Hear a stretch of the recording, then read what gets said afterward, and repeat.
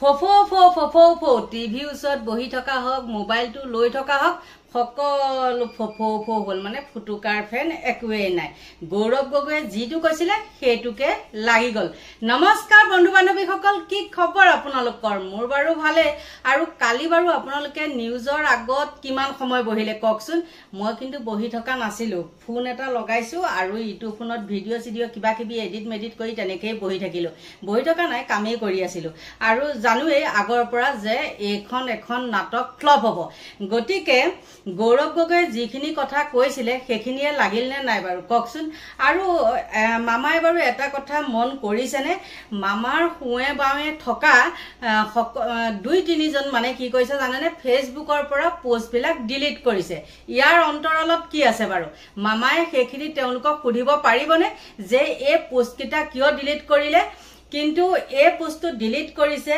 বিশেষতে সেই গীৰগাই সুৰৰ লগত যে জড়িত দিগন্ত কলিতাই আৰু সেই দিগন্ত কলিতাই সেইটো সময়ত দেখোন একদম মামাৰ হুৱে বাৱে থাকি পেলাই দাঁত উলিয়াই একে কিবা কিবি কৈ আছিলে আৰু সেইটো দিগন্ত কলিতাই কি কাৰণে এতিয়া ফেচবুকৰ পৰা পোষ্টবিলাক ডিলিট কৰিছে আৰু এজনটো এইটো বিধায়ক দেখিছে মই থাম্বনেলত লগাই দিছো তাতে চিন দেই আপোনালোকে যে গম পাই নহয় কিছুমান যে কেছ চলি থাকে এইবিলাকতেই চিন এতিয়া মামায়ে যিখন গৌৰৱ গগৈ ওপৰত আপোনালোকে চাওক মই থাম্বনেলত লগাই দিছো গৌৰৱ গগৈ যিখন ফটো তেওঁ আজি আপলোড কৰিছে সেই ফটোখন একদম তেওঁ হাঁহি মুখে আছে ডিঙিত গামোচা থবলৈ ঠাই নাইকিয়া কিন্তু আমাৰ মামায়ে আকৌ সেই কাষত সেইজন লৈ পেলাই কি সৰু পথাৰ বিধায়ক নহয় জানো বিশ্বজিৎ ফুকন তেওঁক লৈ পেলাই আকৌ মুখখন টেঙা মিঠা কৰি আছে এনেকুৱা কৈছে যেন তেওঁ মানে খুব একে নোৱাৰাত মিডিয়াৰ ওচৰত মানে থিয় হৈ আছে নহলেতো তেওঁ লাজ পাব নহয়নে বাৰু আৰু লাষ্টত বাৰু যিয়ে নহওক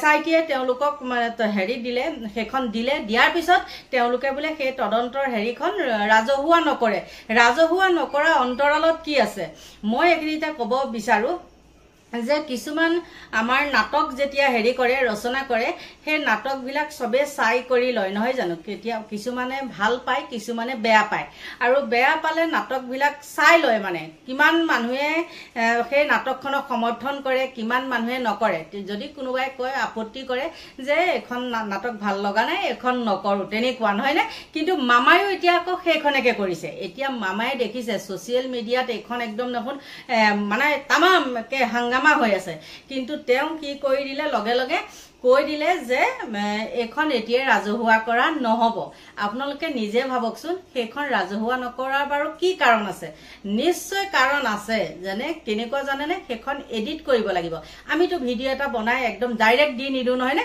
আমি এডিট কৰিহে লওঁ গতিকে মামায়ো সেইখন এডিট কৰিব লাগিব আৰু মামাৰ কিছুমান প্ৰচেছ আছে হয় না নহয় সেই প্ৰচেছ মতে মামায়ে কাম কৰিব আৰু সঁচাকে দেই একদম কালিৰ পৰা কিছুমান মানুহে কৈছে বাইদেউ মই ইমান টকা ৰিচাৰ্জ ভৰালো আৰু কিছুমানে কয় বাইদেউ মই নেট পেক ইমান ভৰালো জানেনে মোবাইলটোকে বোলে হাতত লৈ চাই আছে মানে লাষ্টত কৈছে বাইদেউ শেষ একো নাই মানে মই ইমানকে মোবাইলত লাগি থাকিব পৰা নাই বেলেগ কামো কিবা আছে ঘৰুৱা কাম আৰু সেইবিলাক তাৰছতে কৈছে বোলে বাইদেউ শেষ মোৰ নহয় নেকি শেষ কিন্তু তাৰ মই আপোনালোকে দেখিছে ইয়াৰ আগৰ ভিডিঅ'টো মই যিটো দিছো তেওঁ আগৰ পুৰণা কৰ্মী বিজেপি পুৰণা কৰ্মীজনে যিখিনি কৈছিলে অজিত সোণোৱাল বুলি তেওঁ কথাটোৱে কিন্তু একদম আখৰে পালন হ'ল গতিকে মামাই কেনেকৈ টেঙা মিঠা কৰি পেলাই কথাখিনি কৈছে আপোনালোকৰ মাজলৈ মই আগবঢ়াই দিলো চাওকচোন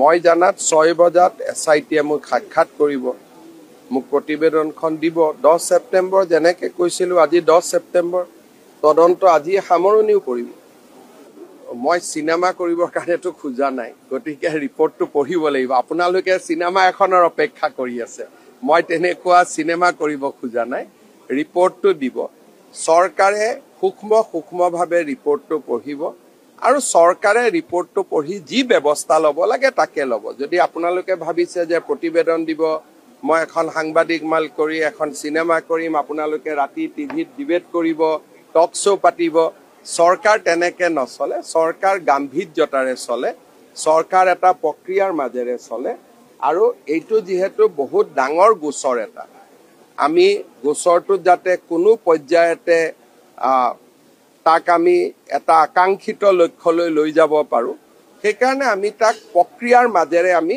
আগবাঢ়ি যাম। ইয়াতে আমি ৰিপৰ্ট এটা দিলে মই গুৱাহাটীত সাংবাদিকসকলক মাতি ললো, তাতে আপোনালোকৰ আগত প্ৰমাণখিনি দিলো, এটা টক শ্ব' হ'ল, গধূলি বহি গ'ল, অমুক বহি গ'ল, এই ধৰণৰ পৰিৱেশ এটাৰ কাৰণে আমি তদন্ত কৰা নাই। এইটো এটা খুব চিৰিয়াছ ইনকুৱাৰী, দেশৰ সাৰ্বভৌমত্বৰ লগত জড়িত এটা তদন্ত আৰু দেশৰ ৰাষ্ট্ৰীয় সুৰক্ষাৰ লগত জড়িত। গতিকে ৰিপৰ্টটো দিব 6 বজাত, মই পঢ়িম। তাৰ পিছত যি ব্যৱস্থা, ৰিপৰ্টটো পঢ়াৰ পিছতহে মই গম পাম যে এই ৰিপৰ্টটোৰ ওপৰত কি ব্যৱস্থা ল'ব লাগে। মই জানাত 6 বজাত SIT-য়ে মোক সাক্ষাৎ কৰিব, মোক প্ৰতিবেদনখন দিব 10 ছেপ্টেম্বৰ, যেনেকৈ কৈছিলোঁ আজি 10 ছেপ্টেম্বৰ, তদন্ত আজি সামৰণিও পৰিব। মই চিনেমা কৰিবৰ কাৰণেতো খোজা নাই, গতিকে ৰিপৰ্টটো পঢ়িব লাগিব। আপোনালোকে চিনেমা এখনৰ অপেক্ষা কৰি আছে, মই তেনেকুৱা চিনেমা কৰিব খোজা নাই। ৰিপৰ্টটো দিব, চৰকাৰে সূক্ষ্মভাৱে ৰিপৰ্টটো পঢ়িব আৰু চৰকাৰে ৰিপৰ্টটো পঢ়ি যি ব্যৱস্থা ল'ব লাগে তাকে ল'ব। যদি আপোনালোকে ভাবিছে যে প্ৰতিবেদন দিব, মই এখন সাংবাদিক মাল কৰি এখন চিনেমা কৰিম, আপোনালোকে ৰাতি টিভিত ডিবেট কৰিব, টক শ্ব' পাতিব, চৰকাৰ তেনেকে নচলে। চৰকাৰ গাম্ভীৰ্যতাৰে চলে, চৰকাৰ এটা প্ৰক্ৰিয়াৰ মাজেৰে চলে। আৰু এইটো যিহেতু বহুত ডাঙৰ গোচৰ এটা, আমি গোচৰটো যাতে কোনো পৰ্যায়তে তাক আমি এটা আকাংক্ষিত লক্ষ্যলৈ লৈ যাব পাৰোঁ, সেইকাৰণে আমি তাক প্ৰক্ৰিয়াৰ মাজেৰে আমি আগবাঢ়ি যাম। ইয়াতে আমি ৰিপৰ্ট এটা দিলে মই গুৱাহাটীত সাংবাদিকসকলক মাতি ললো, তাতে আপোনালোকৰ আগত প্ৰমাণখিনি দিলো, এটা টক শ্ব' হ'ল, গধূলি বহি গ'ল, অমুক বহি গ'ল, এই ধৰণৰ পৰিৱেশ এটাৰ কাৰণে আমি তদন্ত কৰা নাই। এইটো এটা খুব চিৰিয়াছ ইনকুৱাৰী, দেশৰ সাৰ্বভৌমত্বৰ লগত জড়িত এটা তদন্ত আৰু দেশৰ ৰাষ্ট্ৰীয় সুৰক্ষাৰ লগত জড়িত। নিশ্চয় আপোনালোকে মামায়ে টেঙা মিঠা কৰি পেলাই কেনেকৈ কথাখিনি কৈছে শুনিলে, নহয়নে? আপোনালোকৰ কি লাগিছে নাজানো, মোৰ কিন্তু মামালে অলপ দুখো লাগিছে দেই।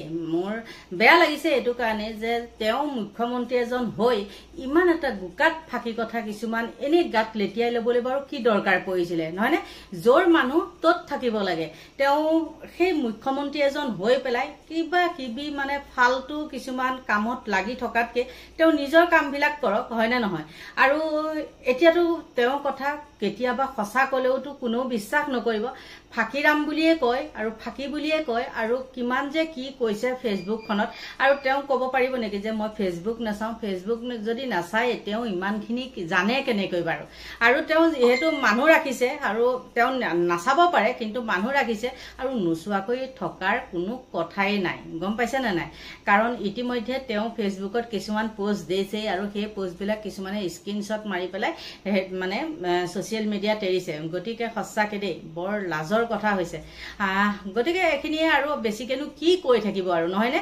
মানে লাষ্টত আকৌ মই কওঁ, সকলো মানে ফুটুকাৰ ফেন একো নাই, এইখন এনেই গালু বালু খোলাকটি তাল, যিমান যি নকলেও সেই আগৰ সোপাকে পাগলিয়াই তেনেকেই থাকিব। যেতিয়া কেতিয়াবা হয়তো এডিট কৰিব, আৰু এইখন কেতিয়া হেৰি কৰিব জানেনে? এডিট কৰি পেলাই যেনেকে ফটোখন যে এডিট কৰিছিলে, গম পাইছে নহয় আপোনালোকে ফটোখন কেনেকে পাকিস্তানৰ হেৰি কৰা এডিট কৰিছিলে এলিজাবেথৰ লগত। গতিকে তেনেকুৱাই কৰিবগৈ ইলেকশ্যনৰ সময়ত তেনেকুৱা এটা মানে হেৰি লগাই দিব, ইছ্যু লগাই দিব, সকলো মানুহ তাত মানে ব্যস্ত থাকিব। মামাই সেইটো ভাবিছে, কিন্তু এইবাৰ মানুহখিনি ইমান বুৰ্বক হৈ থকা নাই, অন্ধভক্ত বেছি হৈছে গম পাইছো, কিন্তু সেই অন্ধভক্তও এতিয়া আকৌ মামাক উভতি ধৰিবলৈ হেৰি কৰিছে। আৰু সেই অন্ধভক্তসকল মানে এতিয়া কি হৈছে জানে? কালিৰ পৰা ছচিয়েল মিডিয়াত চুপচাপ আছে। বেয়া লাগিছে, সেইটো কাৰণেও বেয়া লাগিছে। অন্ধভক্তখিনি যদি দপদপাই থাকে, নহয়নে? আৰু আজিতো টক শ্ব' কি হৈছে নহৈছে নাজানো, মোৰ টিভি চোৱা হেৰি নাই, টিভিটো মই লগোৱা নাই অৱশ্যে, আৰু কিবা এটা প্ৰব্লেম হৈ আছে, সেইটো কাৰণেহে চোৱা নাই। আৰু কি হৈছে নহৈছে অলপ পিছত মোবাইলত পামি। গতিকে এইখিনি আছিলে ভিডিঅ'টো, আৰু কিমান কি ক'ব, লাষ্টত কৈছো আকৌ ফো। এতিয়া আপোনালোকৰ পৰা লৈছো বিদায়, বাই বাই।